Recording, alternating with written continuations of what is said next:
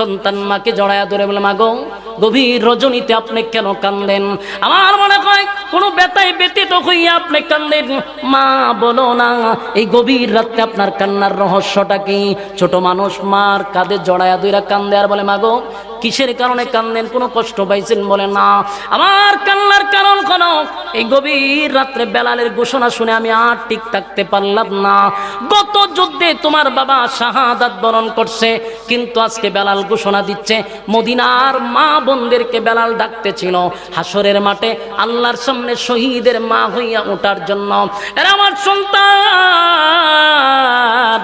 আমার একটা উপযুক্ত সন্তান যদি আজকে থাকতো, আমি যুদ্ধের ময়দানে পাঠায়া দিতাম, হাসরের মাঠে আমি শহীদের মা হইয়া আল্লাহর সামনে দাঁড়াইতে পারতাম। কিন্তু আমার কপালটা এতই খারাপ, আমার কিন্তু উপযুক্ত সন্তান নাই, আমি আল্লাহর সামনে শহীদের মা হইয়া দাঁড়াইতে পারবো না। এই ব্যথায় ব্যতীত হইয়া আমি কান্দি, এই ব্যথায় ব্যতীত হইয়া আমি কান্দি। ভাইয়ারা আমার, চিন্তা করেন জান্নাতের প্রতি তাদের কি পরিমাণ আকর্ষণ, তারা জান্নাত চায়। আল্লাহ বলেন, যারা চায় আমি তাদেরকে জান্নাত দেই। সাহাবায়ে কেরামরা এমনি পরীক্ষায় উত্তীর্ণ হয় নাই। একটা বিধবা মহিলা হাসরের মাঠে শহীদের মা হইয়া ওঠার জন্য হাউমাউ করে কান্না শুরু করে দিল। কান্নার আওয়াজ শুনে এই ছোট্ট নাবালক বাচ্চাটা মার কাঁধে জড়ায়া ধরে বলে, মা গো, এই জন্য বুঝি আপনি কান্দেন? এই জন্য আপনার কান্না? না, আপনার কান্নার কোনো প্রয়োজন নেই। এখনো আমি বেঁচে আছি, আমি প্রয়োজনে যুদ্ধের ময়দানে যাব, আমি শহীদ হব, আমার মাকে আমি শহীদের মা বানাবো। অথচ বাচ্চাটার বয়স কিন্তু এখনো 15 হয় না, বালেগ হয় না।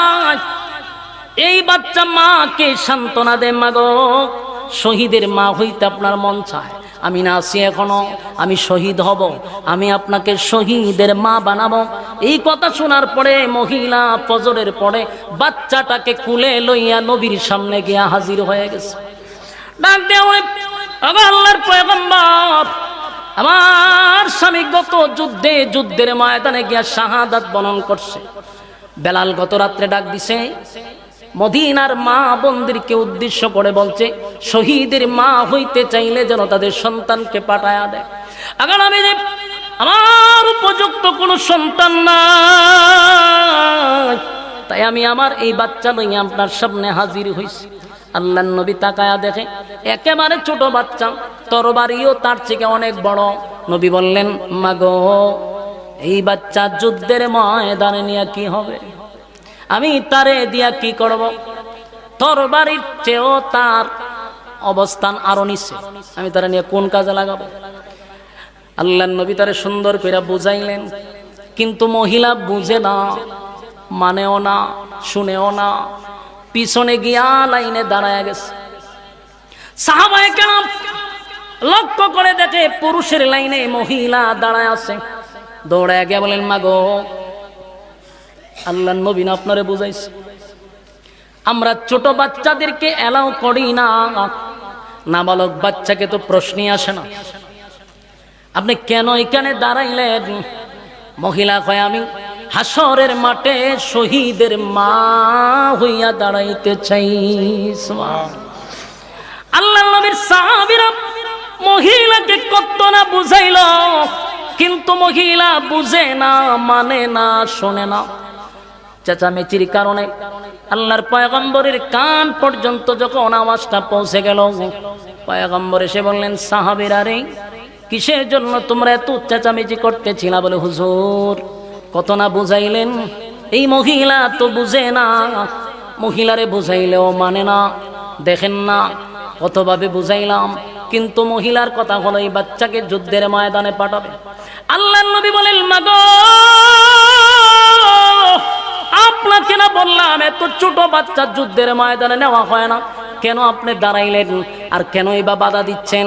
বলে, নবী গো, আমি জানি আমার এই ছোট্ট বাচ্চা যুদ্ধের ময়দানে কোনো কাজে আসবে না, কোনো কাজে লাগবে না, কিন্তু একটা কাজে লাগবে। আমি জানি যুদ্ধের ময়দানে আপনি নবী যখন যাবেন সাহাবায়ে কেরামদেরকে নিয়ে, তখন হয়তো আপনার উপরে আক্রমণ চলবে, আপনি নবীকে তীর মারা হবে, আপনি নবীকে তরবারির আঘাত করা হবে গো নবী। আপনার উপরে একটা তীরের আঘাত পড়লে আমরা বরদাস্ত করতে পারি না, আপনি তীরের আঘাতগুলি আটকানোর জন্য একটা ঢালের প্রয়োজন হতে পারে। আমার এই ছোট্ট বাচ্চাটারে দুই পা এইভাবে ধরবেন, দুইটা হাত এইভাবে ধরবেন।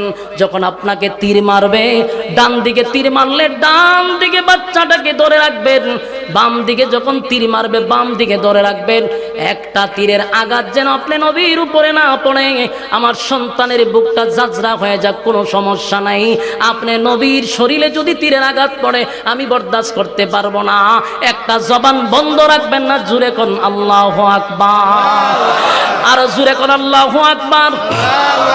এই ইমানের আওয়াজ দিয়ে বলেন আল্লাহু আকবার। সাহাবায়ে কেরামদের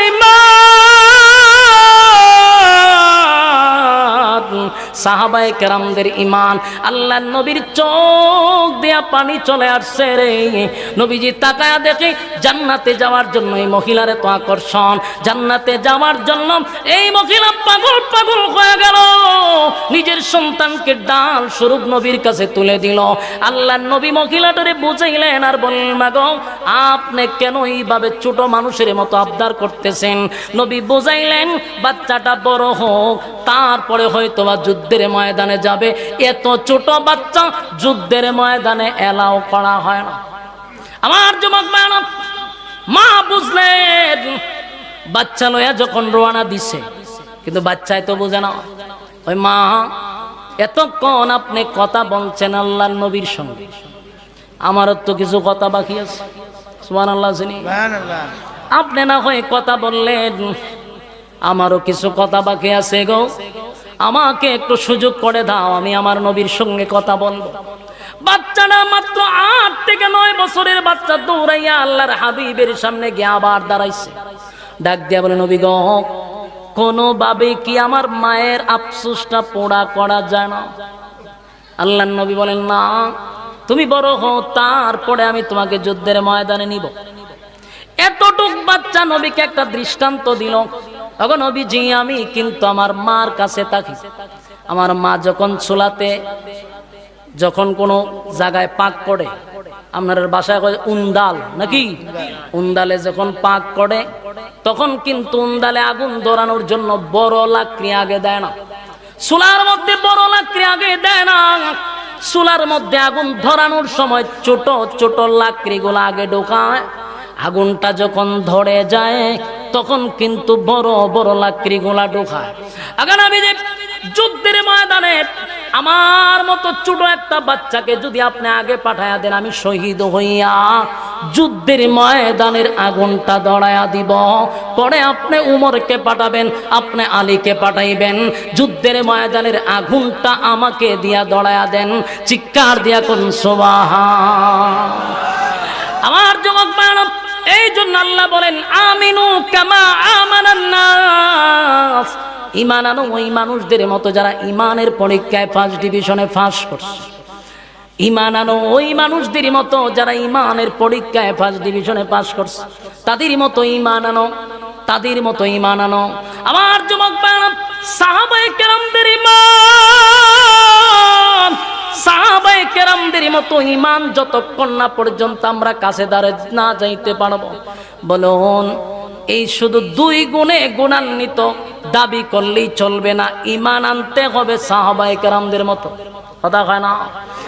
এক, ইন্নাল্লাযীনা আমানু ওয়া আমিলুস সালিহাত, ঈমান আনো ওই মানুষদের মতো যারা ঈমানের পরীক্ষায় ফার্স্ট ডিভিশনে পাস করছে, তোমরা তাদের মতো ঈমান আনো, তাদের মতো ঈমান আনো। আমার যুবক ভাইরা, এবার আসুন 2টা শর্ত, ঈমান এবং নেকামল, ঈমান এবং নেকামল 2 গুণে গুণান্বিত হইতে পারলে কানাত লাহুম জান্নাতুল ফিরদাউসি নুজুলা। আলহামদুলিল্লাহিল আকরামিল্লাযী خلق الإنسان وكرم وعلمه من البيان ما لم يعلم فسبحان الذي لا يحصى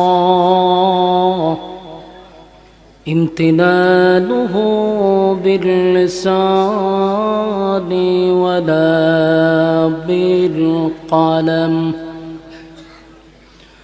ونشهد أن لا إله إلا الله وحده لا شريك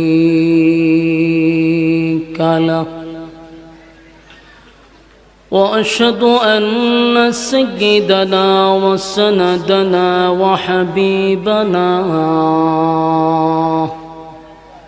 ومولانا محمدا عبد الله ورسوله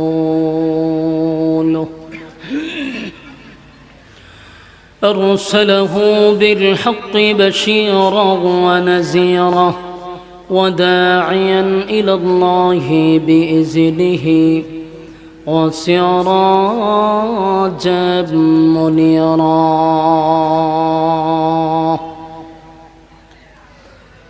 أما بعد فأعوذ بالله من الشيطان الرجيم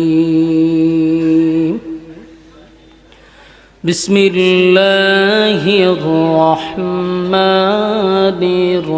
الرحيم إن الذين آمنوا وعملوا الصالحات كانت لهم جنات الفردوس نزلا خالدين فيها لا يبغون عنها حولا قل لو كان البحر مدادا لكلمات ربي لنفد البحر قبل أن تنفد كلمات ربي ولو جئنا بمثله مددا قل إنما أنا بشر مثلكم يوحى إلي أنما إلهكم إله واحد فمن كان يرجو لقاء ربه فليعمل عملا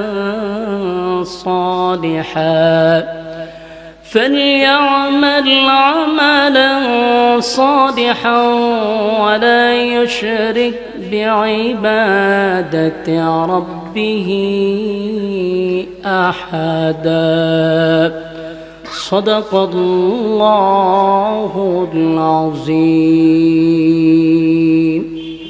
درود شريف قرآن اللهم صل على محمد وعلى آل محمد كما صليت على إبراهيم وعلى إنك حميد مجيد اللهم بارك على محمد وعلى كما باركت على إبراهيم وعلى إنك حميد مجيد मेरा दिल तलब रहा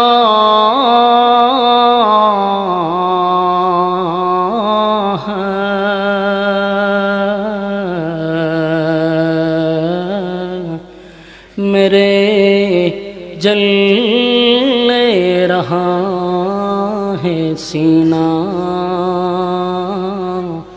ए दवा वही मिलेंगे मुझे ले चलो मदीना बलगल उला बिकमालिही कशफत तुझा बिजमालिही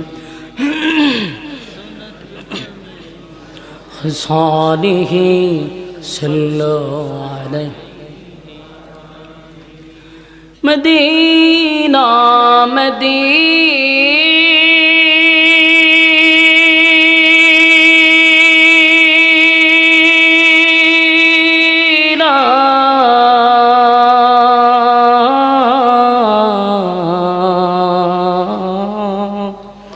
مدینہ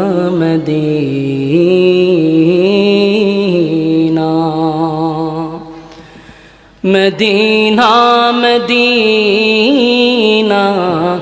مومنوں کی گنگنا ہے دیدار مدینہ عاشقوں کی تمنا ہے بلغ العلا بکمالہ کشف الدجی بجمالہ حسنت جمیع خصالہ صلو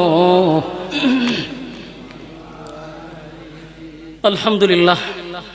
মৌলভীবাজার জেলার অন্তর্গত কমলগঞ্জ থানার ঐতিহ্যবাহী জামিয়া ইসলামিয়া দারুল হাদিস মুন্সিবাজার এর উদ্যোগে ইসলামী মহাসম্মেলনের সম্মানিত সভাপতি আলহাজ হজরত মাওলানা আব্দুল হক সাহেব, হজরত মাওলানা হাফিজ সঈদুর রহমান সাহেব সহ আজকের মাহফিলের যিনি মধ্যমণি সুলতানুল ওয়াইজিন আল্লামা খালেদ সাইফুল্লাহ ইবি সাহেব দামাত বরকাতুহুম ওয়াজ করেছেন আপনাদের সিলেট মৌলভীবাজারের সুপরিচিত শাইখুল হাদিস আল্লামা মুফতি মুশাহিদ আলী কাসিমি সাহেব দামাত বরকাতুহুম সহ অতিথিবৃন্দ মুআজ্জাজ মুকাররম হযরত উলামায়ে কেরাম, উপস্থিত নওজোয়ান তরুণ যুবক ভাইরা, মুরব্বিয়ান আযম, মাইকের আওয়াজ যতটুকু দূরে যায় অবস্থানরত পর্দানিশী মা ও বোনেরা, সকলকে আমার অন্তরস্থল থেকে জ্ঞাপন করছি মোবারক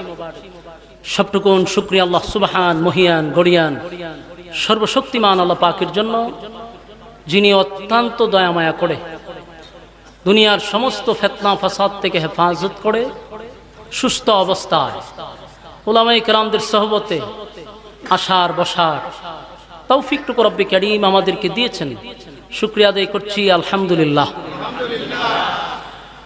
লক্ষ কোটি দুরুদ এবং সালাম আল্লাহর সৃষ্টির প্রধান আকর্ষণ জনাবে মুহাম্মদুর রাসূলুল্লাহ সাল্লাল্লাহু আলাইহি ওয়াসাল্লামের উপর। সম্মানিত সুধী, রাস্তাঘাটে দুগান পাটে অনর্থক অকারণে নিষ্প্রয়োজনে যারা বেহুদা সময় নষ্ট করছেন, মেহেরবানি করে আমরা প্যান্ডেলের ভিতরে চলে আসি। প্যান্ডেলের ভিতরে যতক্ষণ বসা থাকব নাজালাত আলাইহিমুস সাকিনা, উপর থেকে সাকিনা রহমত নাজিল হবে। এখানে যতক্ষণ বসা থাকব গুনাহ হবে না, এটাই সম্ভব। প্যান্ডেলের বাহিরে গেলে গুনাহ হবে, এটাও সম্ভব। তাই গুনাহমুক্ত পরিবেশে আমরা বসছি, এটা বহুত বড় এক নিয়ামত। ভালো কাজে সবাই চাইলেই শরীক হতে পারে না। আপনি ভালো কাজ করেন, এটা কি শয়তান চায়? শয়তান চায় না। এজন্য বহু মানুষকে প্যান্ডেলের বাহিরে রাখছে, বহু মানুষকে প্যান্ডেলের ভিতরে রাখছে, বহু মানুষকে আড্ডাতে রাখছে, দোকান পাটে রাখছে, অনর্থক কোনো কাজ নাই, বেহুদা ঘুরতেছে, ভিতরে শান্তি নাই। একবার দোকানে বয়, একবার বাইরে হয়, কতক্ষণ রাস্তা ঘুরে, কতক্ষণ দোকানে যায়, ভিতরে কোনো শান্তি নাই। শান্তির জায়গা তৈয়া যদি অশান্তির যায়, শান্তি পাইব নি? কেন শান্তির জায়গা তৈয়া বাহিরে ঘোরাঘুরি করতেছে। শয়তান কাউকে বসতে দেয় না। এখানে যারা বসছেন দ্বীনি মজলিসে শয়তান বসতে পারে না। আর প্রত্যেকটা মানুষের সাথে যে শয়তান তা এটা জানেননি? কথা কই না দি, আমার লগে আছে, হুজুরের সাথে আছে, আর যত বড় হুজুর আছে তার সাথে আছে। শয়তান প্রত্যেকটা মানুষের সাথে আছে। কিন্তু এখানে যে বসছেন আপনাদের সাথে শয়তান থাকার কথা, কিন্তু এখন নাই, কারণ দ্বীনি মজলিসে শয়তান বসতে পারে না। তাহলে আপনাদের খানদের শয়তান, আমার কাদের শয়তান গেল কৌ? গেছে গা? আপনি আমারে ছেড়ে যায় নাই। শয়তান আছে কিন্তু এখানে নাই, আছে কোথায়? প্যান্ডেলের বাহিরে। এতগুলা মানুষের শয়তান প্যান্ডেলের বাহিরে আছে। তো প্যান্ডেলের বাহিরে যারা বর্তমানে অবস্থান করতেছে, আগের থেকেই তো তাদের কাঁধে শয়তান আছে, আর এতগুলা মানুষের শয়তান গিয়ে আবার এরা কাঁধে গিয়ে বসছে। এখন আপনারা কোন তো এই ব্যক্তিগুলা কি স্বাভাবিক আছে না অস্বাভাবিক? এটা তো কাজ করতেছে না মাথা। মানে আগে তো একটা লড়াইতো, এখন অনেকগুলা লড়াইতেছে। এই জন্য এক জায়গায় দাঁড়ায় না, কতক্ষণ এখানে যায়, কতক্ষণ এখানে যায়, কতক্ষণ এখানে বাদাম খায়, কতক্ষণ সানাসুর খায়, কতক্ষণ আডে, কতক্ষণ কথা কয়, ব্রেনে কাজ করতেছে না। মানে একটাই লড়াই, এই জায়গার মধ্যে 10-15টা করে লড়াইতেছে। এই জন্য আমি তাদেরকে অনুরোধ করে বলবো, শয়তান গাড়ে ভর করার আগে দুরূদ শরীফ পড়তে পড়তে আপনারা ভিতরে ঢুকে যান গা, নিরাপদ। ঠিক না বেঠি? আর এখানে যারা বসছেন আপনারা আবার এত ভাববেন না যে আমরা শয়তান গেছে গা। ওই বাহির থেকে আপনার রিমোটে কন্ট্রোল করতেছে, যেহেতু এখানে বসতে পারছে না, ওখান থেকে আপনারা কন্ট্রোল করে ভিতরে ওয়াসওয়াসা তৈরি করতেছে। দেখবেন ভিতরে আপনার ওয়াসওয়াসা দিব যে হুজুরে খালি বয়ান শুরু করছে, আর মেইন বক্তা তো নাইছুই না। এবার একটা স্যাংরা বক্তা, তার বয়ান কি শুনুন লাগলো, দুইটা টান দিয়ে আয় পড়ি, কিটি যেটা খায় এরারে এইটা টানে, আর আপনারা যারা ফান খাওয়ায় টানে এরারে ফানের দোকানে লয়ে যাবো গা, কেউ রে বিড়ির দোকানে নিব, কেউ রে এমনি লয়ে যাবো গা বাইর কিরা। যখনই প্যান্ডেল থেকে কেউ উঠবো বুঝবেন ভর কইরা লইছে। বলুন কি করছে? ভর করছে। ওই যে আপনার ভিতরে ওয়াসওয়াসা দিছে, হে যখন একটা খার হইব বুঝলেন যে মাশাআল্লাহ তাইলে ভর কইরা লইছে। অনুঠতেন যদি উঠেন তা আপনার ভাই মানুষের ছায়া থাকবে, মানুষ বুঝবো যে মাশাআল্লাহ তাইলে ভর করছে। ঠিক না? ঠিক। ওই যে দুইজনটা ভর করছে অলরেডি, তো এরকম ভর করতে পারে। এই জন্য আমরা যারা বসছি বাহিরে যেন না যায়, আর বাহিরে যারা আছে এরা নিয়ন্ত্রণে নাই, এরার মধ্যে এরা নাই। আল্লাহ এরার হেদায়েত দান করুক, আমিন। এরপরে বিরানি তো অবশ্যই আছে হুজুর, চিন্তা করুন। বিরানির সময় অন্তত কি প্যান্ডেলের বাহিরে জায়গা হইতো না, এটা বিশ্বাস করুননি। এই জন্য আমরা বিরানির আগে বসে যাই, তাহলে আমরা অন্তত বুঝবো যে আমরা আশেকে রাসূল। আর বিরানির সময় বসলে এটা বিরানির আশেকে বিরানি হয়ে যাবো আমরা যেন আশেকে বিরানি কেউ না হইতে পারে, কারণ মানুষ তো ফলো করবো। আপনার যখন বিরানির সময় আসবেন তখন আমরা মাঝে চাইয়া থাকবো যতক্ষণ কই আছেন এটা। এই জন্য সরম ফাইবার আগে আমরা ভিতরে ঢুকে যাই। ঠিক না বেটি? আর আইবি সাহেব আসলে পর আর বসতে পারতেন না, বুঝে যান। কারণ আমি আপনাদের সামনে অল্প সময় কথা বলবো, কারণ সময় সব শেষ করে লিখছেন আপনারা। আমার তোলার কথা ছিল 9টায়, তুলছেন 10:30টার কাছাকাছি। তা আমি কোন সময় বয়ান করতাম আর হুজুরে কোন সময় করতো? কালকে সবারই জুম্মা আছে, ঢাকায় গিয়ে জুম্মা পড়াই তুই হুজুরের। আর আমার এখান থেকে আপনারা বয়ান করে যে গাড়ি ছাড়ুম, সকাল 9টা পর্যন্ত গাড়ি চলবো। এরপরও আমার সীমা শেষ না, আমার লালমনির হাট প্রোগ্রাম আগামী কালকে, আর আমি আছি মৌলভীবাজার। স্রোতের বিপরীত আইছি, আমার এখানে করার কথা না। তো এরপরও অসুস্থ শরীর নিয়ে আসছি, আপনারা জানেন অসুস্থ, এর মধ্যে ঠান্ডা জ্বর সবই আছে শরীরে, অ্যান্টিবায়োটিক খাইয়া উঠছি। তো বেশি সময় সার্ভিস দেওয়া সম্ভব না। হুজুর আসার আগ পর্যন্ত মাঠটা গুছায় গাছায় দিতাম। মেহেরবানি করে আপনারা যত সুন্দর করে বসবেন তত কথা বলার ভঙ্গিমা ভালো হবে, কথা বলা গুছালো হবে। মেহেরবানি করে আমরা বসে যাই, এলোমেলো না থাকি। আমি আপনাদের সামনে সূরা কাহফের শেষ অংশটুকু তেলাওয়াত করছি, কারণ এখানে যারা বসছেন আমরা কি কেউ জাহান্নামে যাইতে চাই? কথা কইনা দি কেউ জাহান্নামে যেতে চাই না। প্রত্যেকটা মানুষ জান্নাতের আশা নিয়েই এখানে বসছে। কেউ নাই যে হুজুর আমি আসলে জান্নাত চাই না, এরকম কোনো মানুষ নাই। তো জান্নাতের আশায় আমরা বসছি। এই জান্নাত এটা সকলেরই দাবি, আমরা জান্নাতে যাইতে চাই। কিন্তু এটা আমাদের জানা দরকার, জান্নাত কিন্তু আমাদের মামুর বাড়ি না যে চাইলেই পাওয়া যায়। বিষয়টা কিরকম? দুনিয়া চাইলে পাওয়া যায়। দুনিয়া পাওয়ার জন্য আল্লাহ কোনো শর্ত দিছে না। বলুন, দুনিয়া পাওয়ার জন্য কি দিছে না? শর্ত নাই। আমার কথা বুঝুন না আপনারা? আল্লাহর রাস্তায় একটু হানা কইেন। হানা বললে কথা বলতে সুবিধা হয়। আপনারা আবার চিন্তা করেন না যে আমরা জুড়ে কথা কইলে যদি আবার আসামির দাম বেড়ে যাগা। দাম বাড়ার লেগে একটু জুড়ে কইলে আমি বুঝি যে আমার কথা বুঝতেছেন, আর একটা কথা বলার আগ্রহ তৈরি হবে। ঠিক না? ঠিক। মুন্সিবাজার এনে আমার দাম বাড়ানি লাগবো, আর মুন্সিবাজারের ভাত খাইছি আমি, এখানে হোক বলে আমার পরিচিত, তো এখানে আমার দাম বাড়ার দরকার নাই। আপনার দোয়ার কারণে আপনাদের ঘরের ভাত খাই একটু আমি এখানে আইছি, তো সুতরাং আপনারা একটু হানা বললে আমার কথা বলার সুবিধা হবে। রাজি আছেন নি? তো জান্নাত চাইলেই পাওয়া যায় না। দুনিয়া আল্লাহ দেয় সবাইরে, দুনিয়া পাবার জন্য কোনো শর্ত নাই। দুনিয়া পাবার জন্য যদি কোনো শর্ত থাকতো তাহলে নাস্তিকরা আল্লাহ দুনিয়া দিত না, বেঈমানরা আল্লাহ দুনিয়া দিত না। তার মানে বোঝা গেল দুনিয়া পাবার জন্য কোনো শর্ত নাই। আস্তিকরাও দুনিয়া দেয়, নাস্তিকরাও দুনিয়া দেয়। আল্লাহ মানলেও দুনিয়া দেয়, আল্লাহরে না মানলেও দুনিয়া দেয়। দুনিয়া সবাইরে দেয়, কিন্তু জান্নাত সবাইরে দেয় না। জান্নাত পাওয়ার জন্য অবশ্যই শর্ত আছে। বলুন শুধু শর্ত না অবশ্যই শর্ত? অবশ্যই শর্ত। শর্ত ছাড়া কাউরে আল্লাহ জান্নাত দিবেন। তো শর্তটা কি? দুইটা শর্ত। একটা হলো ইন্নাল্লাযীনা আমানু, আর একটা হলো ওয়া আমিলুস সালিহাত। এক নাম্বার শর্ত হলো ঈমানদার হইতে হবে আপনাকে। কোনো বেঈমানকে জান্নাত দিবে না। জান্নাত পাইতে গেলে কি হইতে হবে? ঈমানদার। দুই নাম্বার হলো ওয়া আমিলুস সালিহাত, নেক আমল লাগবে। নেক আমল না থাকলে জান্নাত দিবে না। তাহলে এক নাম্বার ঈমান, দুই নাম্বার নেক আমল। মানে এই কথা শোনার পরে এখানে যারা বসা সবাই বলবেন হুজুর তাইলে আমরা কিন্তু আল্লাহর দুই শর্ত মানছি। কারণ এক নম্বর হইলে এখানে যারা বসছে সবাই ইমানদার না বেঈমান? সবাই ইমানদার। প্যান্ডেলের ভিতরে আছে এরাও ইমানদার, প্যান্ডেলের বাহিরে যারা আছে এরাও ইমানদার। এখানে কোনো বেঈমান আসে নাই। তাহলে প্রথম শর্ত তো আমরা মানছি। দুই নাম্বার হলো নেক আমল। এই যে এখানে বসছেন এটাও নেক আমল, যা করতেছেন ইবাদত বন্দেগী নেক আমল। তাহলে নেক আমলও আছে, ঈমানও আছে। দুই শর্ত তো পালন হয়েছে। এখন খালি জান্নাতে ঢোকার বাকি।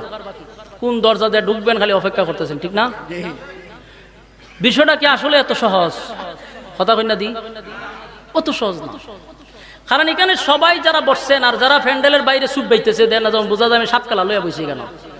আর খারুইয়া দেখতেছে হুজুরে ব্যক্তি সাপ বাইর করবো। খারুইয়া বাজারও মানছে সাপ খেলা দেখে। প্যান্ডেল খালি থাকার পরও এরা সুব্বাসুব্বি করতেছে, লক্ষণ বালা না। এদিকে তাকান। জান্নাত দুইটা শর্তের উপরে, ঈমান নেক আমল।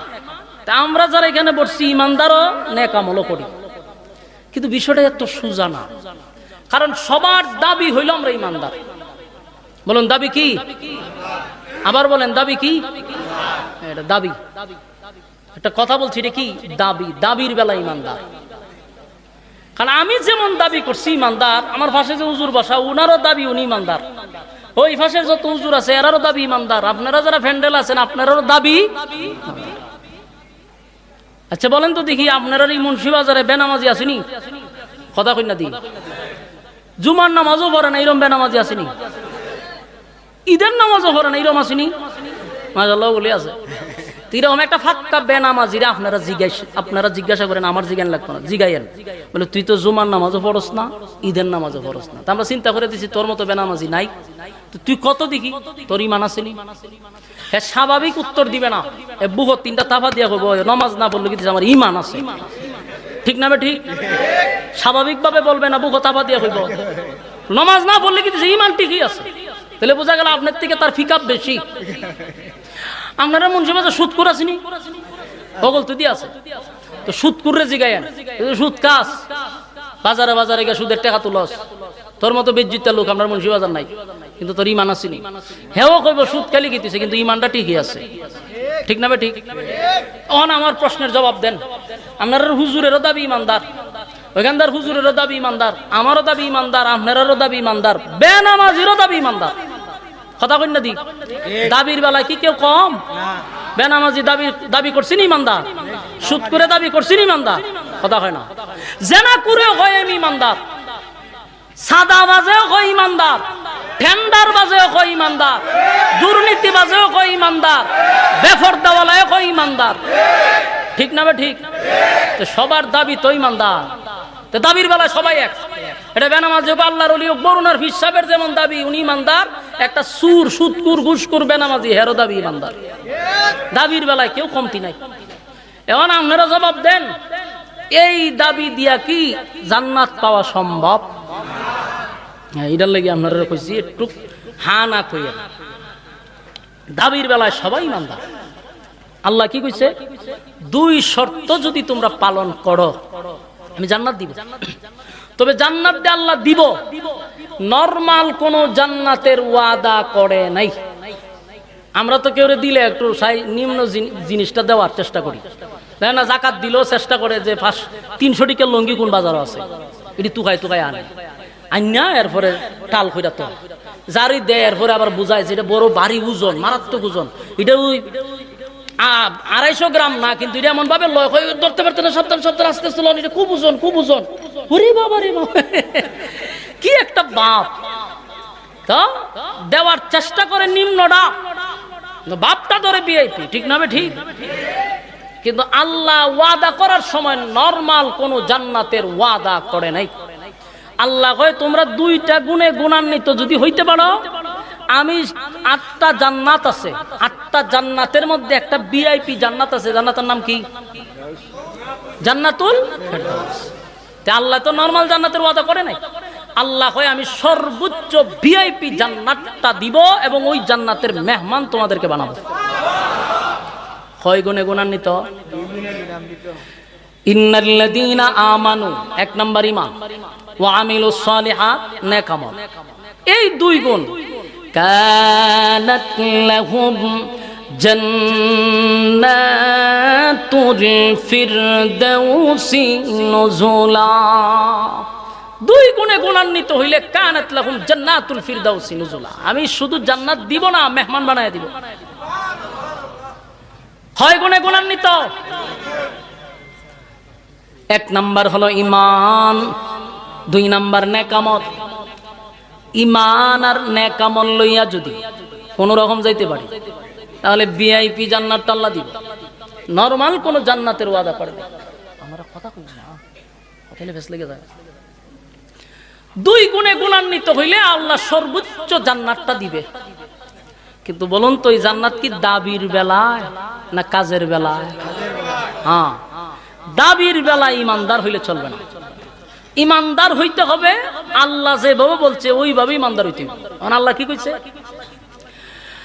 আমিনু কামা আমানান নাস, আমিনু কামা আমানান নাস।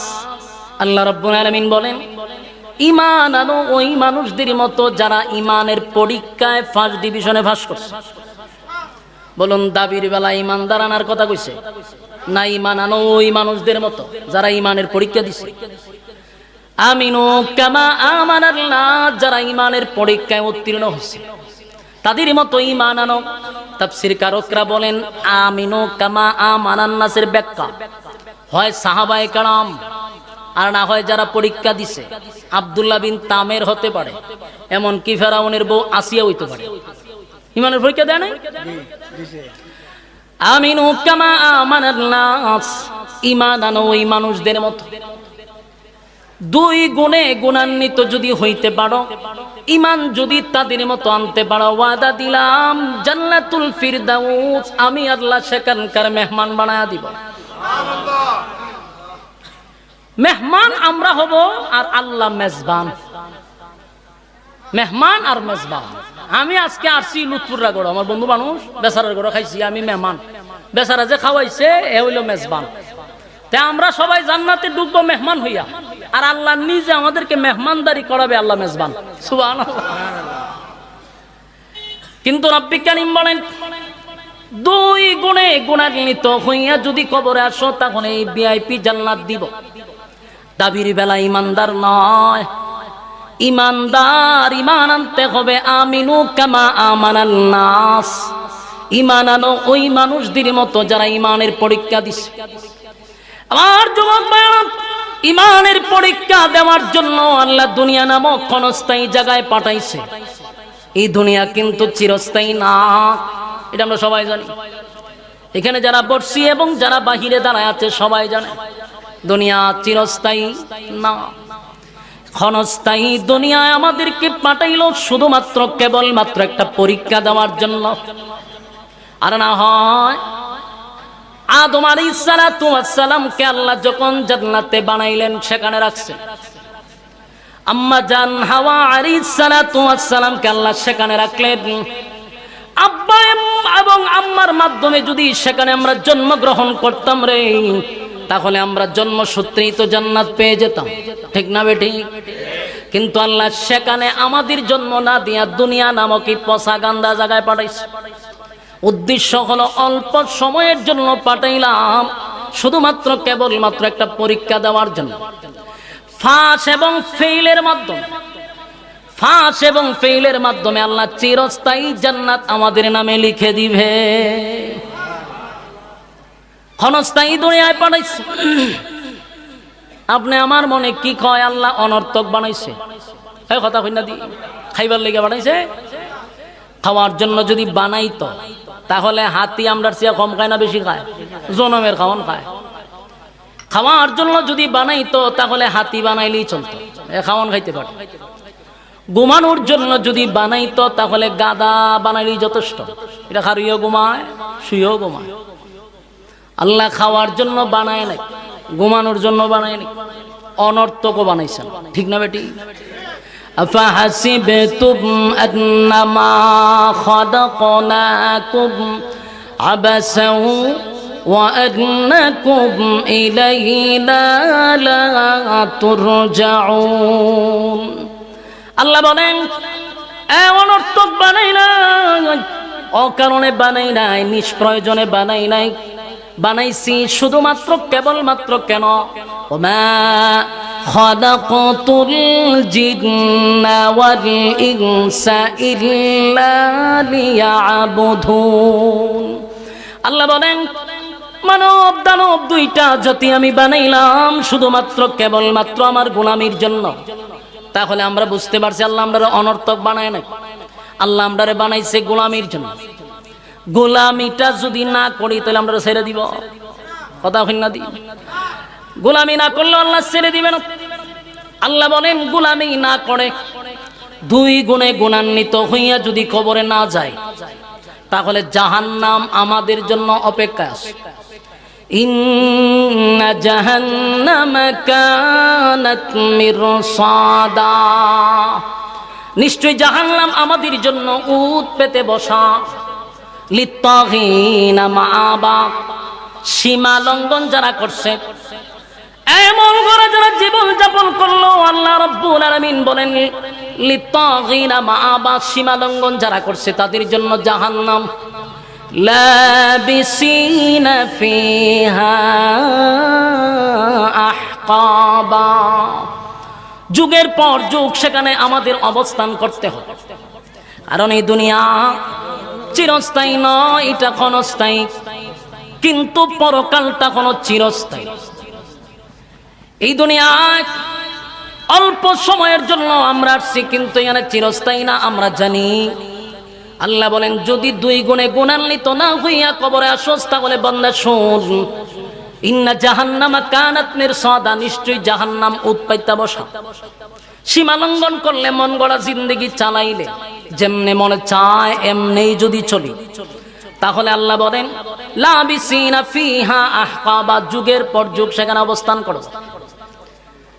লা ইয়াযুকুনা ফিহা বারদান ওয়ালা শারাবা। দুনিয়া নামক জায়গায় যদি কোনো বান্দা বান্দি একবার যৌবনকালে আমারে ডাক দিছে রে, 70 বার বান্দা বান্দির ডাকে জবাব দিছি। আজকে জাহান্নামের ভিতরে নাফরমান গুলি আমার জন্য, পানির জন্য আমারে ডাকে, আল্লাহ পানি দেন, পানি দেন। পানির জন্য 1000 বছর ডাকার পরেও মালিক উত্তর আপনার সঙ্গে দিবে না। যদি আল্লাহ জবাব দেয় কিন্তু আপনার সঙ্গে না। ফেরেশতাদেরকে জিজ্ঞাসা করবেন নাফরমানটা আমার কাছে কি চায়। ফেরেশতারা বলবে আল্লাহ পানি চায়। কত বছর পরে? 1000 বছর। আল্লাহ কয় দে নাফরমানদেরকে পানি দে। ইল্লা হামিমা ওয়া গাসসাকা। দে পানি দে, যেই পানি দুনিয়ায় বান্দা বান্দিকে আমি ফ্রি করে দিলাম। দুনিয়ায় আমি কত নিয়ামত দিলাম। গরমের সময় টিউবওয়েলের পানিটা আমি ঠান্ডা করে দিছি, আবার ঠান্ডার সময় টিউবওয়েলের পানিটা আমি গরম করে দিছি, ঠিক না বেটি? এখন গরম, টিউবওয়েলে যত চাপ দিবেন তত পানি কিন্তু গরম হয়। ঠান্ডার সময় তো পানি ঠান্ডা হওয়ার কথা, কিন্তু পানি গরম হয়। আল্লাহ কয় কত নিয়ামত দিলাম, নিয়ামত পাওয়ার পর আমার বান্দা আমার নিয়ামত খাইয়া আমার নাফরমানি করছে। একবারও বান্দা আমার নিয়ামত খাইয়া আমার শুকরিয়া আদায় করলো না। বলুন আল্লাহর নিয়ামতের অস্বীকার কি আমরা করতে পারবো? কোন নিয়ামতের আপনি অস্বীকার করবেন বলেন?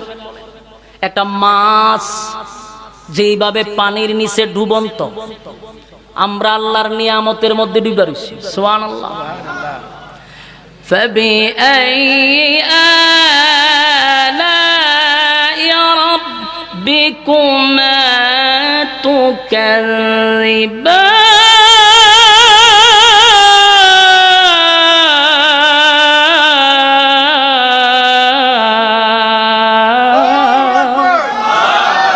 আল্লাহ বলেন কোন কোন নিয়ামতের অস্বীকার করবি? ডাইনে বামে আমার নিয়ামত তোরে ডুবায়া রাখছে। এতগুলো নিয়ামত খাওয়ার পর বললা আমার নাফরমানি করলি, আমার জমিনে হাঁটলি আমার নাফরমানি করলি। আমার যদি দুনিয়ায় থাকতে একবার ডাক দিতি বান্দা 70 বার তোর ডাকে জবাব দিলাম, কিন্তু যৌবনকালে আমারে ডাকলি না, আমার দেওয়া নিয়ামত খাইলি, আমার জমিনে গার ফুলায়া হাঁটলি। আজকে বান্দা জাহান্নামের ভিতরে আইসা পানির জন্য একদিন 2 দিন নয় 1000 বছর বান্দা শুধু পানির দরখাস্ত করবে, আল্লাহ পানি দেন। আল্লাহ কয় না পরমানে পানি দে, ইল্লা হামিমা ওয়া গাসসাকা, এমন একটা পানি তখন দেওয়া হবে রে যেই পানিটা জাহান্নামের আগুনে টক বগে গরম। জাহান্নামের আগুন দুনিয়ার আগুন না, দুনিয়ার আগুন না, জাহান্নামের আগুনের টক বগে গরম পানিটা দেওয়া হবে। আর এই পানিটা হলো ইল্লা হামিমা ওয়া গাসসাকা। জাহান্নামে মানুষদেরকে পুরানো হবে, এই পুরানোর পরে শরীর থেকে রক্ত আর পুঁজগুলা নিচের দিকে গিয়া জমা হবে। আর এই পানিটা আগুনের তাপে টকবক টকবক করবে। আর সেই পানি জাহান্নামীদেরকে আল্লাহ পান করার জন্য দিবে। জাহান্নামীরা হাসরের মাঠে 1000 বছর পানির পিপাসায় তারা ছিল, আবার জাহান্নামে ঢোকার পরে 1000 বছর পানির পিপাসা। বলুন এত পিপাসা লইয়া পানি ঠান্ডা না গরম এটা কি দেখার সময় আছে? কথা বলেন না দি আমার যুবক ভাইরা, দিলের কান লাগায় শুনি গো, ঠান্ডা না গরম পানি তো দেখার টাইম নাই। কারণ 1000 বছর জাহান্নামের পিপাসা, 50,000 বছর হাসরের মাঠ। এত পিপাসা লইয়া যেই মাত্র তাদেরকে পানিটা দেওয়া হবে, জাহান্নামীরা পানিটা পান করবে। জাহান্নামীরা পানি পান করার সাথে সাথে সাথে জিহ্বা সহ, গলা সহ, পেটের নাড়ি বুড়ি সব গলে গলে গলে গলে গলে গলে পায়খানার রাস্তায় বাহির হয়ে যাবে। প্রচন্ড ব্যথা শুরু হবে। একটা চিৎকার দিয়া বলবে মালিক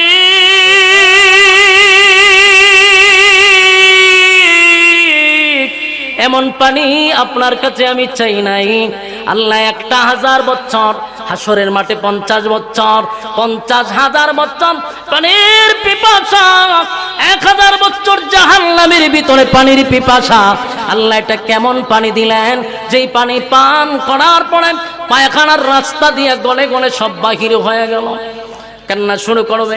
আল্লাহ পানি পান করার আগেই তো ভালো ছিল, পানি পান করার আগেই তো ভালো ছিল, কেমন পানি পান করাইলে কষ্ট বেড়ে গেল। এবার চিৎকার দেখো আল্লাহ এটা কেমন পানি দিলেন? মালিক তো কথা বলে না। 1000 বছর মালিকের জবান থেকে কোনো উত্তর পায় নাই। এইবার পানি পান করার পরে বান্দা বান্দি যখন চিৎকার শুরু করবে, আল্লাহ তখন ডাক দেয়া কয় জাযা ওয়াফাকা। আমার যুবক ভাইরা, একটা হলো শারীরিক কষ্ট আর একটা হলো মানসিক কষ্ট। শারীরিক কষ্ট একটা পাইছে। আল্লাহ যখন বলবেন জাযাআউ ওয়াফাকা, এই নাফরমানগুলি এখন বুঝ মজা কেমন লাগে। এতক্ষণ তো অপেক্ষায় ছিলেন যে আল্লাহ কথা বললে হয়তো আল্লাহর পক্ষ থেকে কোনো একটা ছাড় পাবো, মালিক যদি আমাদের ডাক শুনে আমাদেরকে একটা ব্যবস্থা করে দিবে। যখন শুনবেন আল্লাহ নিজে কয় বান্দা এখন বুঝ মজা কেমন লাগে। আমার যুবক ভাইরা, জাহান্নামীরা শারীরিক কষ্টের থেকে এখন মানসিক কষ্টটা বেশি বেড়ে যাবে।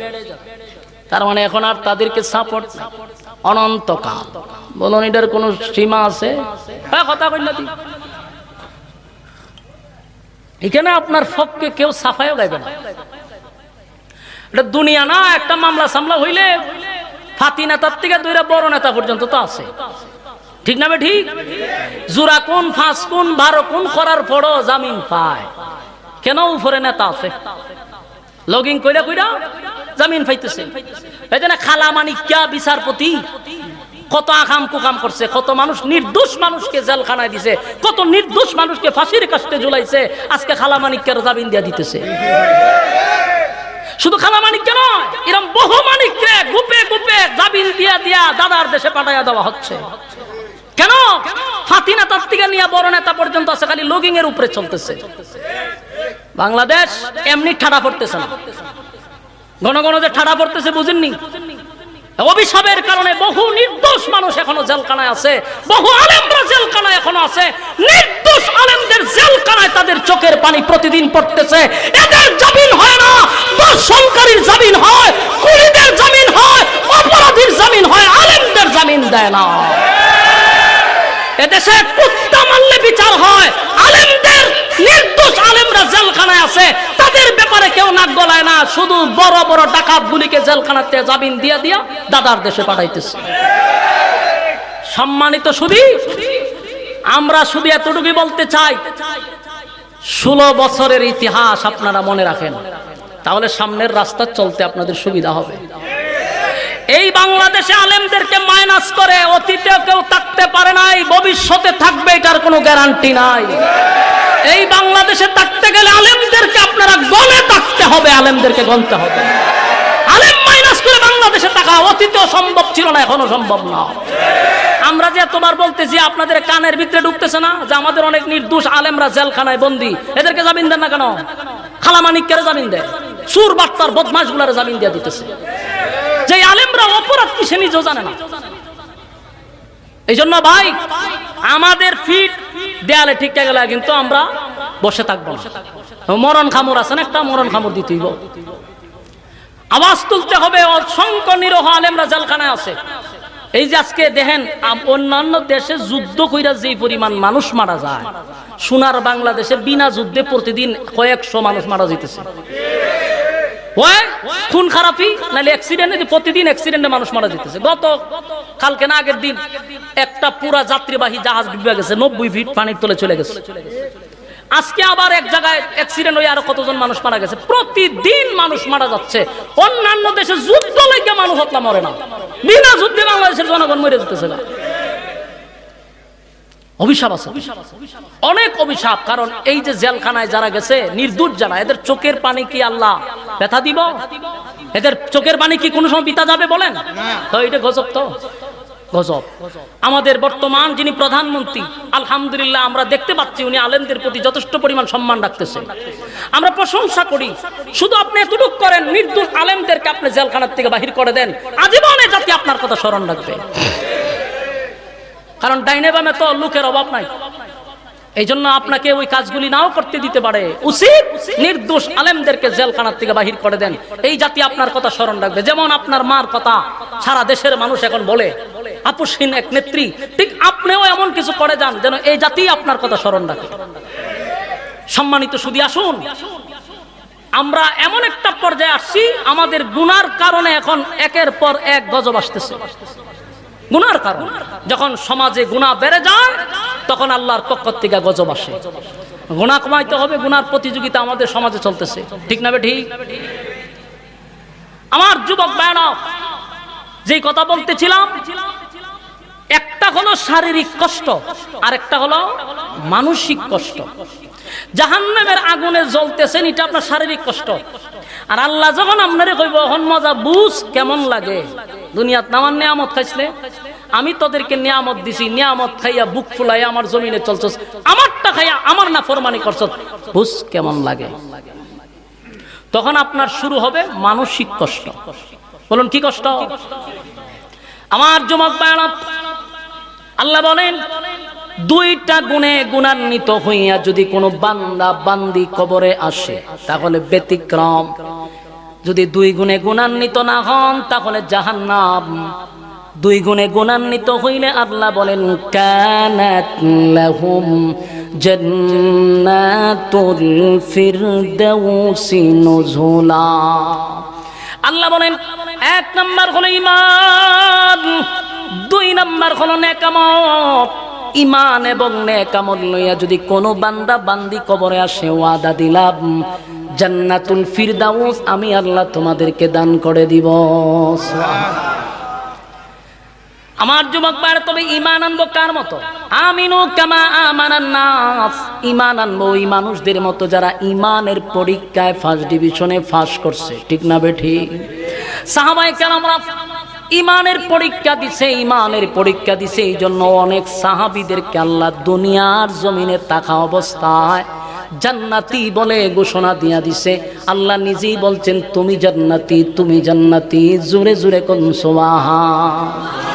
কারণ দুনিয়ায় থাকতে তারা ঈমানের পরীক্ষায় পাস করছে, কথা কোন ঠিক না বেঠিক? ওই দেন বর করছে, একটু সান বদ্ধ করছে, একটু দেখেন না কেন আপনারা? খালি আমি একলা দেখলই বলি না, আপনারা দেখা দরকার। আচ্ছা যাক, এরা ধরে ধরে ফু দেন, আস্তাগফিরুল্লাহ বলে ফু দেন, ইস্তেগফার করেন। হ্যাঁ, বিরক্ত লাগতেছেন আপনারা? বিরক্ত লাগলে তো আমার ডাবল সুবিধা, হুজুরে তাড়াতাড়ি লইয়ান, আমি তাড়াতাড়ি ছেড়ে দিই, আমার কোনো অসুবিধা নাই। আমার ওই যাইতে কত দূর চিন্তা করছো, অন্তত পক্ষে 600-700 কিলোমিটার দৌড়ে যেতে আমার। এই জন্য আপনার বিরক্ত লাগলে আমার কোনো অসুবিধা নাই, হুজুরে খালি লইয়ে পড়েন। মনোযোগ দিয়া শুনেন, কয়টা গুণে? আরো জোরে কয়টা? হ্যাঁ, দুই গুণে গুণান্বিত হইলে নরমাল কোনো জান্নাত নয়, ভিআইপি জান্নাত। কিন্তু এটা ব্যক্তিগত যেভাবে দাবি করি, এই দাবির বেলায় ইমানদার হইলে চলবে না। আমিনু কামা আমানান নাস, ঈমান আনতে হবে ওই মানুষদের মতো যারা ঈমানের পরীক্ষা দিয়া ফার্স্ট ডিভিশনে পাস করছে। তাহলে এখানে সাহাবায়ে কেরামরা ধরতে পারে, এরা ঈমানের পরীক্ষা দিছে, আমাদেরও ঈমানের পরীক্ষায় ফাঁস করতে হবে। আর যদি ফাঁস করে যাইতে পারে আল্লাহ হয় জান্নাত দিব। সুবহানাল্লাহ। এ নরমাল জান্নাত না, ভিআইপি জান্নাত দিব। আর জান্নাতে ঢুকার সাথে সাথে আল্লাহ হয় এমন কিছু নিয়ামত দিব, যেই নিয়ামত দুনিয়াতে মানুষ চাইছে কিন্তু পায় নাই। বলুন, দুনিয়াতে চাইলো পায় নাই, নবী রাসূলরা চাইলেও আল্লাহ দিত না। এমন কিছু নিয়ামত জান্নাতে ঢুকার আগেই আল্লাহ ঘোষণা দিয়ে দিবে। সুবহানাল্লাহ। যেমন আপনারা একটু দেখেন তো, এই নিয়ামতগুলো আপনারা চাননি? এক নাম্বার, দুনিয়াতে কি কোনো মানুষ মরতে চায়?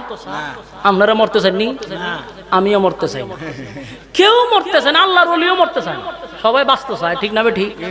আচ্ছা, এখন যদি আমি কই যে মক্কা এবং মদিনার দুইজন ইমাম সাহেব রাইনা দরজা লাগাইয়া তোরা ঘুম 1 মাস খালি দোয়া করবেন, হুজুর আল্লাহ যেন আমার মরণ না দেয়, দোয়া কবুলিব নি? কবুলিব? যতই দোয়া করেন মরণ থেকে পালাইবার কোনো সুযোগ নাই। তাহলে আমরা মরতে চাই না, কিন্তু মরতে হবে, কথা কই না দি?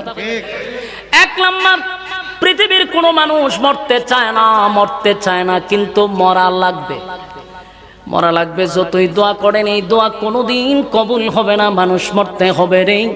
2 নাম্বারটা দেখেন মিলে কিনা। 2 নাম্বার হলো কোনো মানুষ বৃদ্ধ হতে চায় না, বৃদ্ধ হতে চায় না। বৃদ্ধ আপনারা হইতে চাননি? হ্যাঁ, কথা কেন? দাড়ি যদি সাদা থাকে এটারে নিয়ম তো সেলুন খালা করে লই করে, ঠিক না ঠিক? যদি দিঘায় সাসা কিতা ঘটনা কিতা চেহারা দিয়ে আরেক জাত লাগে, হয় নাহলে বুড়া দেখা যায়। হইতে সাদা দাঁড়িয়ে আছে খালা বানাই লিছি। উদ্দেশ্য হলো বৃদ্ধ হতে চায় না, তার মানে 1 নাম্বার হলো মানুষ মরতে চায় না, 2 নাম্বার হলো মানুষ বৃদ্ধ হতে চায় না, কিন্তু বৃদ্ধ হওয়া লাগবে। তাম পৃথিবীর মানুষ দিয়া দোয়া করাইলো আপনি যুবক হইতে পারবেন না, বৃদ্ধ হওয়া লাগবে। তিন নাম্বার হলো, দেখেন মিলে কিনা, তিন নাম্বার মানুষের কিছু আলগা চাহিদা আছে, যেমন কালো মানুষ সুন্দর হইতো চায়, ঠিক না? যেই মানুষটা কালো মৃত্যু পর্যন্ত তার একটা আফসোস থাকে, হায় রে আমি যদি সুন্দর হইতাম। আল্লাহর কাছে দোয়া কইরা কি কোনো মানুষ সুন্দর হইতে পারছে? মক্কা মদিনার ইমাম দিয়া কি কোনো মানুষ সুন্দর হইতে পারছে? এক কালো মানুষ যদি সুন্দর হইতো তাহলে হাবশি বেলাল সুন্দর হয়ে যাইতো, ঠিক না বেটি? নবীর পছন্দের একজন ব্যক্তি উনিও সুন্দর হয়ে যেত। তার মানে হলো দোয়া দিয়ে মানুষ সুন্দর হয় না। আর একটা দেখেন, খাটো মানুষ সব সময় মনে মনে চিন্তা করে আমি যদি আরো 2 ইঞ্চি লম্বা হইতাম, অথবা একটু লম্বা হইলে ভালো হইতো, ঠিক না বেটি? তার মানে এটাও তার আফসোস, মৃত্যু পর্যন্ত যতই দোয়া করো খাটো মানুষ কোনোদিন লম্বা হয় না, কালো মানুষ সুন্দর হয় না। বৃদ্ধ মানুষ সব সময় যুবক থাকে না, যুবক মানুষ বৃদ্ধ হওয়া লাগবে। কালো মানুষ সুন্দর হয় না, খাটো মানুষ লম্বা হয় না।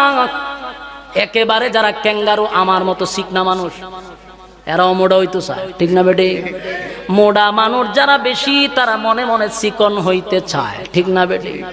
দুনিয়াটাই হলো আফসোসের জায়গা। যারা স্বাস্থ্য বেশি তারা কয় আমি যদি একটু হালকা হইতাম, স্বাস্থ্যটা যদি কমতো, কত ওষুধ খায়, কত ব্যায়াম করে, চিকনা হইতো, ঠিক না বেটি?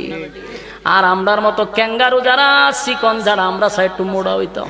কারণ আমার একটা আফসোস, মরার আগ পর্যন্ত থাকবো, আমি আর মোড়া হইলাম না। আমার সব সময় চেয়ার অর্ধেক খালি থাকে ভাই, সারাটা দেশ দৌড়াই আমি, খালি বাংলাদেশের একটা গন্ডিত না, 64টা জেলা আমি চুষা খাই পড়ছি। মাঝে মধ্যে দেশের বাইরে মাঝে লয়ে জায়গা ওয়াজ করতো, কিন্তু আমার চেয়ারটা বললো না। এটা আমার মনে একটা কষ্ট, মরার আগ পর্যন্ত। আমার বন্ধু বান্ধব যারা মুডা, এরার কাছে বইলে হয় ভাই এই বডিটা ঠিক আছে, হ্যাঁ আমি বইতে পারি না, সিঁড়ি বাইতারি না, হেদায় জায়গা কতক্ষণ আটলে হে অতন থামে, তাই হেদায়। আমি আমার 10 তলা তুলে দৌড়ে উঠে যাবো, আমার কোনো ক্লান্তি নাই। তো দেখলাম মুডা মানুষের একটা আফসোস, আমার মতো চিকন মানুষের আর একটা আফসোস। মুঠ কত হলো দুনিয়াটাই আফসোসের জায়গা, ঠিক না বেঠি? আল্লাহ বলেন দুনিয়া আফসোসের জায়গা, কোনোদিন মানুষের আফসোস পড়া হবে না। কালো মানুষ সুন্দর হইতে চাইলেও সুন্দর হবে না, খাটো মানুষ লম্বা হইতে পারবে না, চিকন মানুষ মোটা হয় না, মোটা মানুষ চিকন হয় না। আফসোস আছে না নাই? আল্লাহ বলেন জান্নাতের ভিতরে যদি 2 গুণে গুণান্বিত হইয়া কোনো বান্দা বান্দি ঢুকতে পারে, 1 নাম্বার নিয়ামত হলো বান্দারে আর কোনোদিন বান্দা বান্দি মরবি না। সুবহানাল্লাহ। একটা জবান বন্ধ রাখবে না, বলুন আল্লাহু আকবার। জান্নাতের ভিতরে মরণ নাই, 1 নাম্বার মরণ নাই, মরণ নাই, আর কোনোদিন মরবেন না। কত বড় নিয়ামত আল্লাহ দিছে, জান্নাতের ভিতরে মরণ নাই। জান্নাতের শুরু আছে কিন্তু জান্নাতের শেষ নাই, 1 নাম্বার নিয়ামত। 2 নাম্বার হলো জান্নাতের ভিতরে কোনোদিন আর বৃদ্ধ হবেন না, আর কোনোদিন দাড়ি সাদা হবে না, চোখের জ্যোতি কমবে না, শরীরটা দুর্বল হবে না। আল্লাহ রাব্বুল আলামিন আপনাকে 32 বছরের যুবক বানায়া দিবে, বয়স কোনোদিন আর 33 হবে না। এরপরে রব্বুল কারীম বলেন জান্নাতের ভিতরে বৃদ্ধ হবে না, খাটো মানুষ আর তার ভিতরে দুঃখ থাকবে না। কমপক্ষে আদম নবীর মতো বডিটা হবে, যেই বডি 120 হাত অথবা 60 হাত লম্বা। সুবহানাল্লাহ। একেবারে কমপক্ষে যদি 120 হাত লম্বা হয়, কিতা বুঝেন? বডি যদি অতকাল লম্বা তো বুকটা কত ফাঁস হইব। সুবহানাল্লাহ। তখন আর ইতাইতা করার লাগতো না, এমনি দেখবেন এটা চাকা চাকা হয়ে গেছে, ঠিক না বেঠি? ফ্যাটমেট নাই, বডি স্ট্রং থাকবে। সুবহানাল্লাহ। জান্নাতের ভিতরে খাটো মানুষ থাকবে না, আদম নবীর মতো আল্লাহ বডি বানায়া দিবে। তারপরে আল্লাহ বলেন 3 নাম্বার যে আফসোস, হায় রে মানুষের আফসোস হলো সুন্দর মানুষ, কালো মানুষ সুন্দর হইতেছে। যারা কালো মরার আগ পর্যন্ত তার একটা আফসোস তাই খেয়ে গেল, আমি খালা হইলাম। আল্লাহ কয়ে 2 গুণে গুণান্বিত হইয়া জান্নাতের ভিতরে মানুষ যখন ঢুকবে, সর্বনিম্ন সৌন্দর্য থাকবে ইউসুফ নবীর মতো সুন্দর। সুবহানাল্লাহ। আমার যুবক ভাইরা, এই ইউসুফ নবী কেমন সুন্দর জানেন? ইউসুফ নবীকে আল্লাহ পৃথিবীর অর্ধেক সৌন্দর্য দান করছে। জান্নাতের ভিতরে প্রত্যেকটা মানুষের চেহারা হবে ইউসুফ নবীর মতো সুন্দর। আল্লাহ সুন্দর বানায়া দিবে, কেন শেষ নয়। এরপরও মানুষের আফসোস আছে না নাই? আরো আফসোস আছে মানুষের, আরো আফসোস আছে। এটা হলো কণ্ঠের আফসোস। কণ্ঠেরও একটা আফসোস থাকে, যার কণ্ঠ নাই তারও একটা আফসোস। আল্লাহ কয় জান্নাতের ভিতরে প্রত্যেকটা জান্নাতীকে দাউদ নবীর মতো কণ্ঠ দেওয়া হবে। সুবহান। জান্নাতের ভিতরে নাজ নিয়ামত দিবে, গাড়ি দিবে, বাড়ি দিবে, নারী দিবে, কমপক্ষে বউ দিবে 72টা। আসেনি সুবহানাল্লাহ? বলুন বউ দিবে কয়টা? একেবারে নিম্নস্থলে 72টা বউ দিবে। কিন্তু দুনিয়াতে একটা আফসোস মরা পর্যন্ত থাকে, কেউ যদি বিয়ে একটা করে মনে মনে কিন্তু সায়ার একটা করত। এটা আপনারা আমার সাথে একমত হইতে পারেন, না হইতে পারেন, কিন্তু ভিতরে কুডুর কুডুর একটা থাকে। আল্লাহ ওই কুডুর কুডুর বন্ধ করে দেবো জান্নাতে। সুবহানাল্লাহ। হ্যাঁ, দুনিয়াতে যদি কেউ আফসোস থাকেও বিয়া করার, যদি আপনার একটা বিয়া করেন, সমাজ আপনি ভালো থাকতে পারবেন না। মানুষ আপনারা কি কইব? লুচ্চা। ঠিক না? ঠিক। হালার চরিত্র বলা না, 2টা বিয়া করছে। অথচ আপনি চিন্তা করেন, এই বাংলাদেশে প্রেম প্রীতি করেন যায় 10টা কইরা, মিনিমাম 10টা 15টা প্রেম করে। জানলে হয়তো এক বয়সে পোলাবানে করে। এটার নাম হলো এনজয়। বলুন এটা কি? এনজয়। প্রেম করলে কয় এনজয়, বিয়া করলে কয় লুচ্চা। এটা পশ্চিমাদের কালচার বাংলাদেশে এরা প্রতিষ্ঠিত করতে চায়। হালালটাকে বাংলাদেশের মানুষের কাছে এটাকে হারাম পর্যায়ে পৌঁছায়া দিছে, আর হারাম জিনিসটাকে মানুষের কাছে হালালের পর্যায়ে নিয়ে গেছে। বিয়ে হালাল জিনিস, সেটাকে হারামের পর্যায়ে নিয়ে গেছে। আর যত জানা ব্যভিচার এগুলাকে ওপেন করে দিছে। এমনকি 14ই ফেব্রুয়ারিতে সমস্ত প্রেমিক প্রেমিকাকে একত্রিত করার জন্য রাষ্ট্রীয়ভাবে আপনাকে সুযোগ করে দিছে।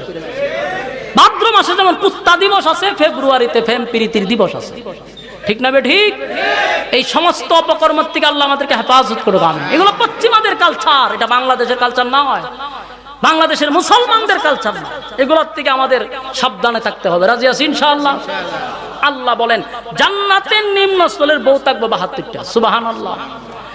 জান্নাতের ভিতরে আল্লাহ রাব্বুল আলামিন বলেন, 1 নাম্বার তো মরণ দিব না। দুনিয়াতে মরতে চায় নাই, জান্নাতে মরণ নাই। বৃদ্ধ হতে চান নাই, জান্নাতে বৃদ্ধ হবেন না। লম্বা হতে চাইছিলেন, 120 হাত লম্বা বানায়া দিবে। সুন্দর হইতে চাইছিলেন, ইউসুফ নবীর মতো সৌন্দর্য দিবে। সুবহানাল্লাহ। এরপরে রব্বি কারীম বলেন, বাংলারে রাজত্ব চায়। দুনিয়াতে অনেকেই রাজত্ব চায়, যে চেয়ারম্যান হইতো চায়। সবাইকে চেয়ারম্যান হওয়া সম্ভব? ইউনিয়নের সবাই চেয়ারম্যান হয় না, একটা ইউনিয়নে একজন হয়। ঠিক না ঠিক? কেউ এমপি হইতো চায়, বলুন তানার কি সবাই এমপি হইতে পারে? একজন হয়, কিন্তু মনে মনে হগুলোরই আছে। ঠিক না ঠিক? আল্লাহ কয় রাজত্ব চায় মানুষ, রাজত্ব চায়, চেয়ার চায়। জান্নাতের ভিতরে কমপক্ষে নিম্ন স্তরের জান্নাতীকে এই পৃথিবীর 10টা পৃথিবীর সমান জান্নাত দিবে। বিরোধী দল নাই, একা রাজত্ব করবে। আপনাকে এলামানোর জন্য পিছন দিয়া কেউ লাড়াছাড়া করবে না। জান্নাতের ভিতরে আল্লাহ রাজত্ব দিবে একা। এবার আসুন, সব ঠিকঠাক আছে, আপনার যদি চরিত্রটা ভালো না থাকে। বাঙালির যে চরিত্র, 4 বছরের শিশুর থেকে নিয়ে 80 বছরের বৃদ্ধা পর্যন্ত সোনার বাংলাদেশে রেহাই পাচ্ছে না। ঠিক না ঠিক? জানা বেবিচার এতটা বাড়াবাড়ছে, প্রশাসন কন্ট্রোল করতে পারতেছে না, এদেশের সরকার পর্যন্ত নিয়ন্ত্রণ করতে পারতেছে না। এর একটাই মাত্র কারণ, কোরআনের আইন চালু করেন। আল্লাহর কসম, একদিনে সারা বাংলাদেশে দর্শন বন্ধ হয়ে যাবে। দর্শন কেন করে? কারণ হেওয়া জানে দর্শন করার পরে 1 মাস পর আবার বাইরে পড়বে। দর্শনের বিচার মৃত্যুদণ্ড দেওয়ার না পর্যন্ত এদেশে দর্শন বন্ধ হবে না। হুজুরের কথা তো আপনার ভালো লাগে না, এই জন্য প্রতিটা জায়গায় জায়গায় দর্শনের শিকার হচ্ছে। সরকারকে বেকায়দা ফালানোর জন্য চেষ্টা চালিয়ে যাওয়া হচ্ছে। তো আপনারা কেন এই আইনটা চালু করেন না? বলে আর তা কিছু করি আর না করি, অন্তত দর্শন যারা করবে তাদেরকে মৃত্যুদণ্ড দেওয়া হবে। দর্শন বন্ধ হয়ে যাবে। 4 বছরের বাচ্চারা পর্যন্ত দর্শন করে। জানোয়ারের চিকার নষ্ট হয়ে গেছে, কুকুর বিড়ালের চিকার নিকৃষ্ট হয়ে গেছে। ঠিক না বেটি?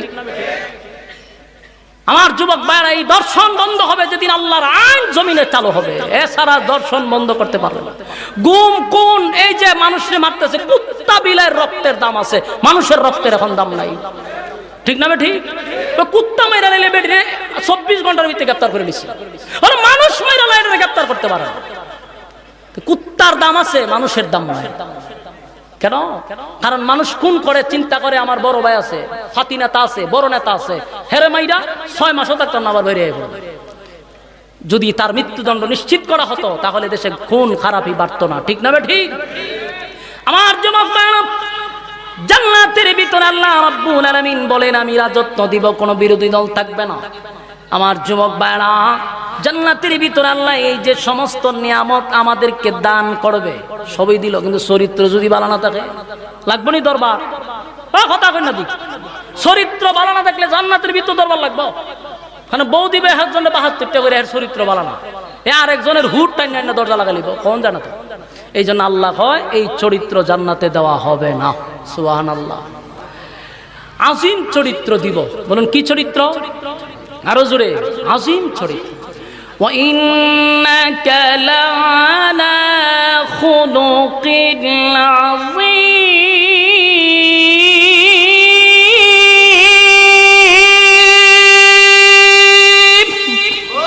আল্লাহ আজিম চরিত্র, যেটা আমার নবীর চরিত্র। সুবহানাল্লাহ। এক এক নবীর এক এক গুণ দিয়া জান্নাতে ঢুকাবে। বলুন এক এক নবীর এক এক গুণ দিয়া জান্নাতে ঢুকাবে। চরিত্র আমাদের নবীর চরিত্র উম্মতরে দিয়া দিবে। সুবহানাল্লাহ। এখানে কোনো মারামারি নাই, সেখানে কোনো দুর্ঘটনা ঘটবে না। সুবহানাল্লাহ। এখন আমার প্রশ্নের জবাব দেন, এতগুলা নিয়ামত আপনাদের সামনে আমি উপস্থাপন করলাম, বলুন শর্ত আছে না নাই? আরো জুড়ে আমার যুবক ভাইরা, জান্নাতের নাজ নিয়ামত আপনাদের সামনে আমি তুলে ধরলাম অল্প সময়ের ভিতরে। আল্লাহ এই নাজ নিয়ামত বান্দা বান্দিকে দিবে, বলুন শর্ত আছে না নাই? 1 নাম্বার শর্ত হলো ঈমান, 2 নাম্বার হলো নেক আমল। ঈমান আনতে হবে আমিনু কামা আমানান নাস। 2 নাম্বার হলো নেক আমল করো, নেক আমল হতে হবে নির্বেজাল আমল। বেজাল যুক্ত আমল লইয়া কবরে গেলেও কোনো লাভ হবে না। 1 নাম্বার ঈমান ওই মানুষদের মতো যারা অতীতে ঈমানের পরীক্ষা দিছে। জান্নাত পাওয়ার জন্য বান্দা বান্দি তোমার আমার আকর্ষণ থাকতে হবে। জান্নাতের প্রতি যাদের আকর্ষণ নাই, বলুন তারা কি জান্নাত পাইবে এমন কোনো সম্ভাবনা আছে? যে কোনো বিষয় যদি আপনি আমি চাই, তাহলে সেটার প্রতি আপনি আমার লোভ থাকতে হবে, আকর্ষণ থাকতে হবে, ঠিক না বেঠিক?